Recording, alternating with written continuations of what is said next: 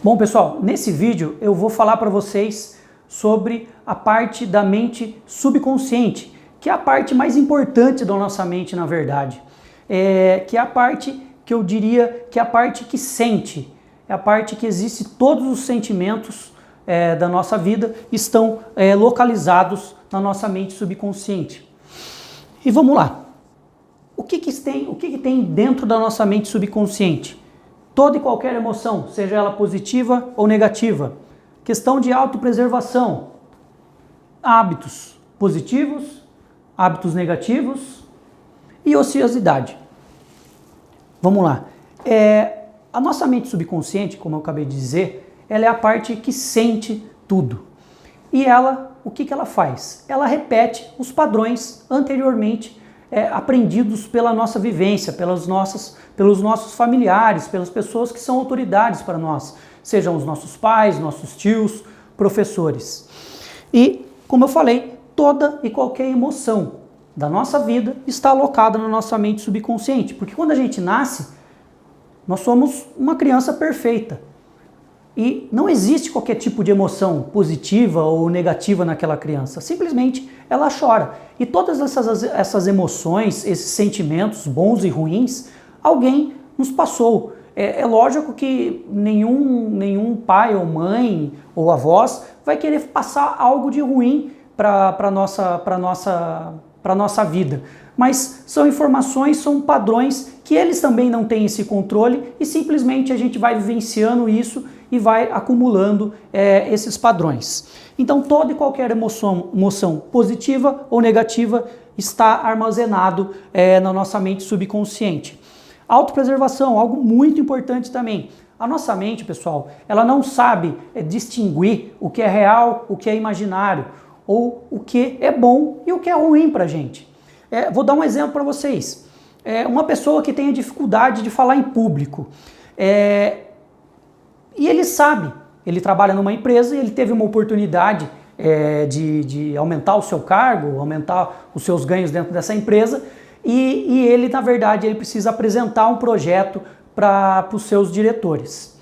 E simplesmente na hora que ele vai apresentar esse projeto, ele se sente mal, ele dá branco, ele tem dor de estômago, ele esquece o texto que ele tem que falar. Isso o que é? É a mente tentando proteger ele de algo que não tem perigo algum. É um assunto do ambiente de trabalho, que ele tem o conhecimento sobre aquele assunto, mas a mente dele acaba prejudicando ele repetindo um padrão que provavelmente aconteceu na infância dele, algo parecido com isso, de alguma exposição que quem sabe ele possa ter tido na escola, quando a professora falou para ele ir no quadro negro escrever algo e ele errou e os coleguinhas tiraram sarro dele. Então a nossa memória tenta proteger a gente de muitas coisas que não são ameaças para nós no dia de hoje. E como eu falei, a nossa memória não sabe o que é real, o que é imaginário. E a gente tem que aprender a utilizar isso a nosso favor. E que nem eu faço um pequeno teste com vocês agora. Eu queria que todos vocês imaginassem que aqui na palma da minha mão, melhor dizendo, tem um elefante pequenininho, cor-de-rosa. Eu tenho certeza que a mente de vocês, quando eu falei, imediatamente trouxe essa imagem desse elefante pequenininho, cor-de-rosa, aí na sua mente.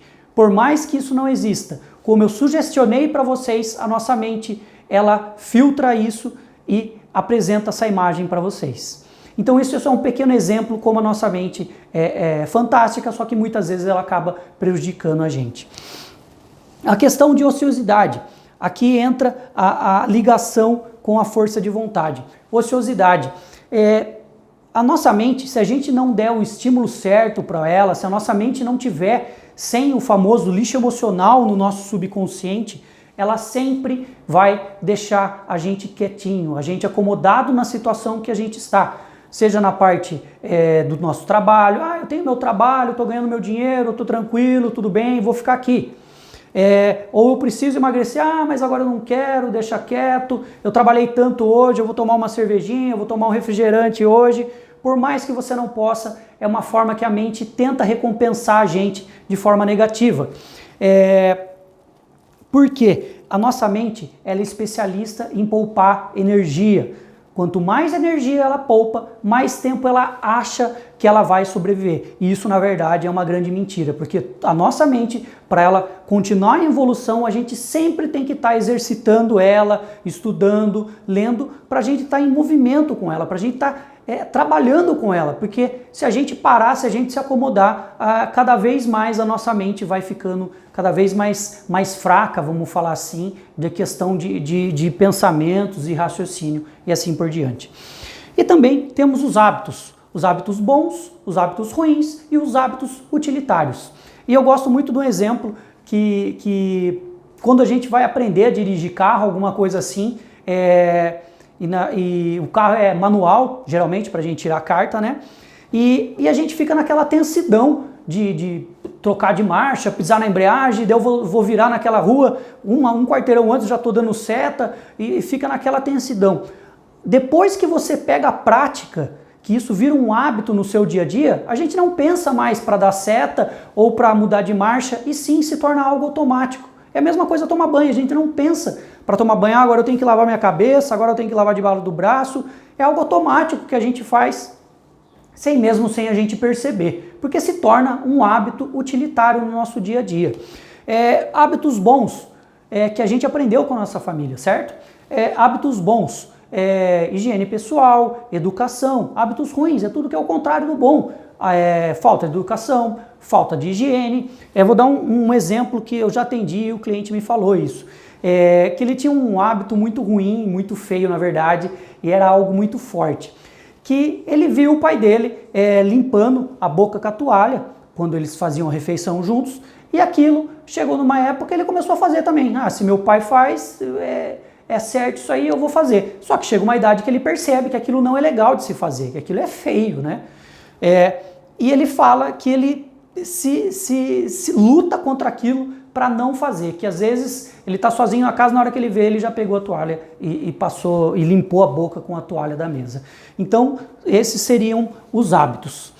E aqui, muito importante também, que aqui entra o papel da hipnose clínica, vamos falar assim, existe uma fenda, pessoal, que como se fosse a minha mão aqui, que fecha, que cerra a comunicação do lado consciente para o lado subconsciente. E essa fenda, ela se chama fator crítico, tá certo? E o nosso fator crítico, ele é fechado, ele é impedido de passar qualquer tipo de informação. Pois bem, aonde que entra a hipnose clínica nisso? A partir do momento que que o cliente entra em estado hipnótico, que nada mais todo mundo sabe, que um estado de relaxamento profundo, tá certo? E a partir do momento que ele entra nesse estágio hipnótico, se abrem as fendas de comunicação, onde eu vou sugestionar, eu vou passar as sugestões que o próprio cliente me pediu e ele vai contar a sua verdade.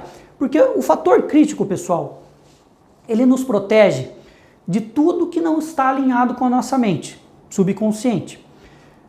Se o nosso subconsciente está carregado de coisas ruins, de pensamentos ruins, não tem como uma informação boa chegar e mudar esse padrão de forma sozinha, tá certo?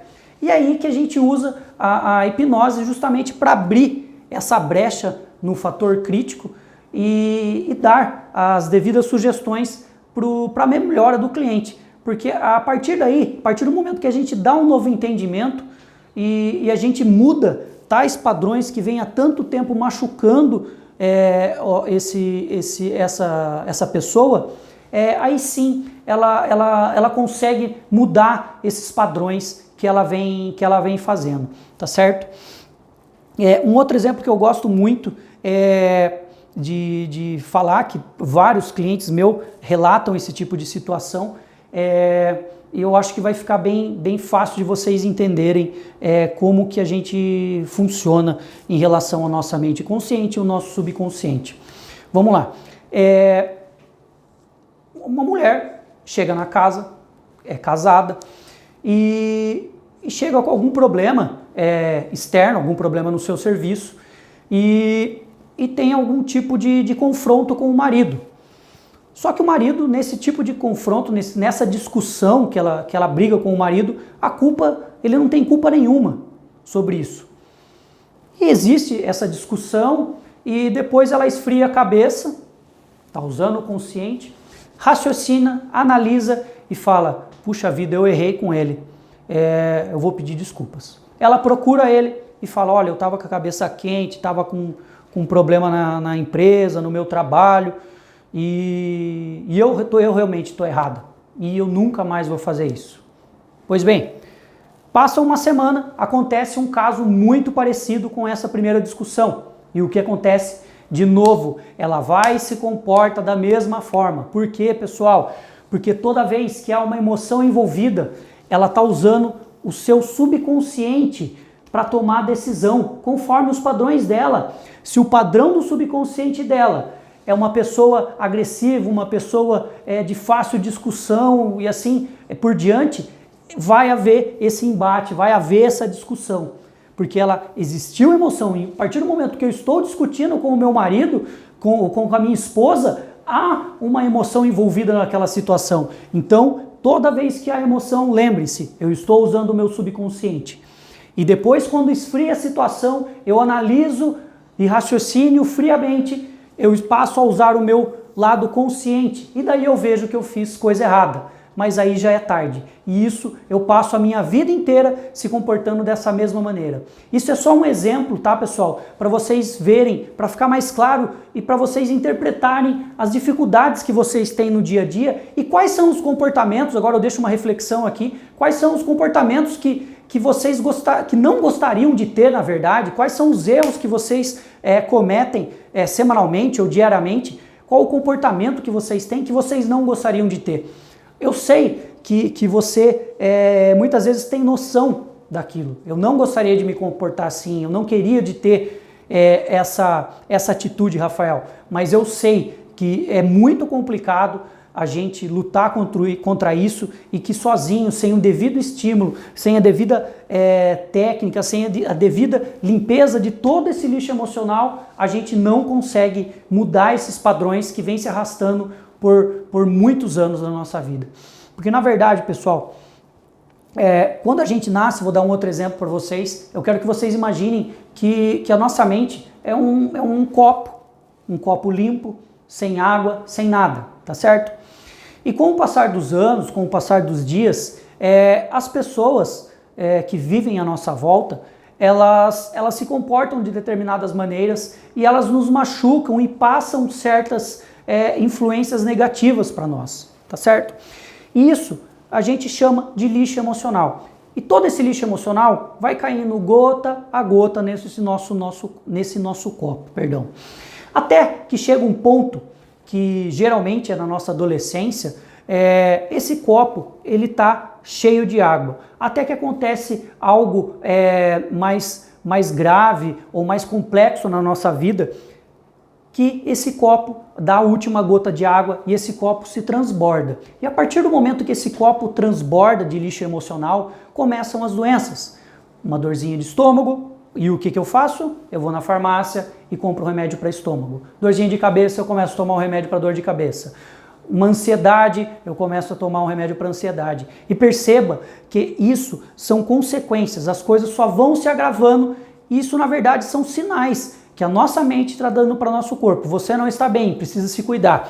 Mas, infelizmente, nós temos a cultura de não tentar resolver os problemas. E sim, como todos sabem, os medicamentos são muito importantes em determinadas fases da nossa vida, mas a gente não pode ficar dependente de remédio, porque os remédios, eles não vão resolver os problemas para a gente. Eles vão nos dar forças para resolver os problemas, é diferente. E muitas vezes as pessoas passam o resto da vida tomando remédio, porque toda vez a nossa mente e o nosso corpo, eles são no mesmo nível. E toda vez que há um desequilíbrio entre mente e corpo, a nossa mente começa a mandar sinais para o nosso corpo. E esses sinais são as doenças que tanto a gente passa por hoje. Seja uma ansiedade exacerbada, uma síndrome do pânico, compulsões, entre outras doenças que existem no nosso dia a dia. Muito bem, pessoal, e daqui a pouquinho eu volto a falar com vocês sobre a parte inconsciente da nossa mente.